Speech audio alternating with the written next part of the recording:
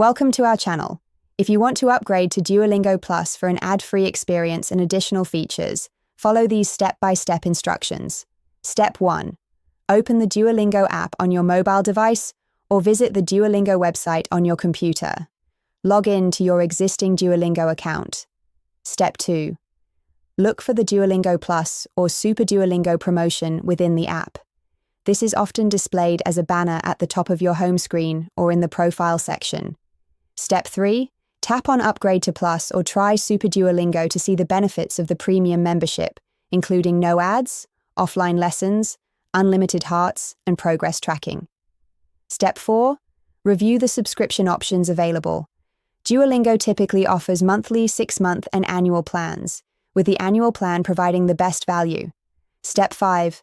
Select your preferred subscription plan and tap Continue or Subscribe. You'll be directed to the payment screen. Step 6. Choose your payment method. On mobile devices, you'll use your App Store or Google Play payment method. On the website, you can pay with a credit card or PayPal. Step 7.